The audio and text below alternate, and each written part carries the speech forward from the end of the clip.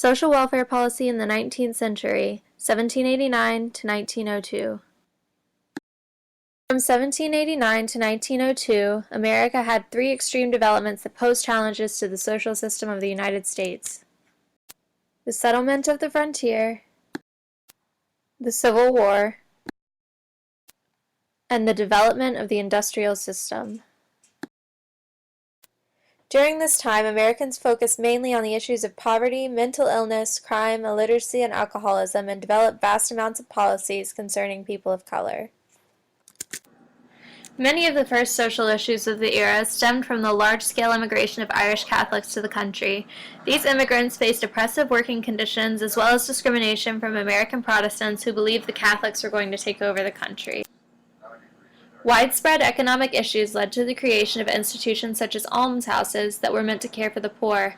These institutions were found to be overcrowded and extremely unsanitary.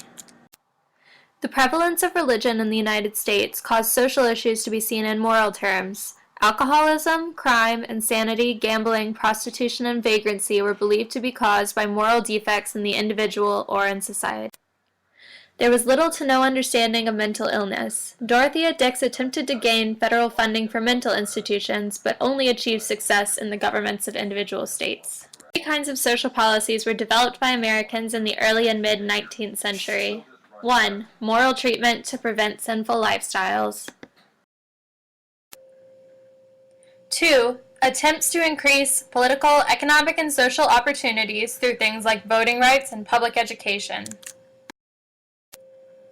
And 3. Policies to control and oppress people of color.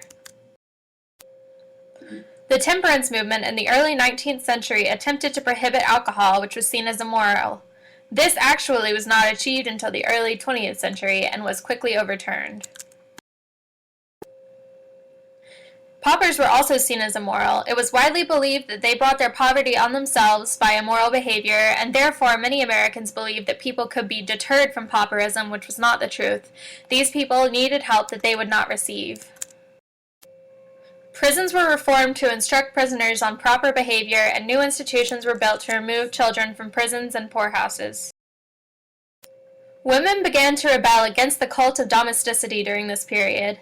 The Seneca Falls Convention and the issuing of the Declaration of Sentiments occurred in 1848, and the first wave of feminism rose. A massive genocide against Native Americans began under Thomas Jefferson's removal policy and continued under Andrew Jackson. Native Americans were forcibly removed from their homes and sent west. Many of them died in transit. Racism raged rampant through America's dealings with Mexico, as well as the enactment of the Chinese Exclusion Act of 1882 and the ever-present issue of slavery. The Civil War was brought about as a culmination of the want to secure land and political power, a sense of nationalism in the North, and the Northern desire to abolish slavery.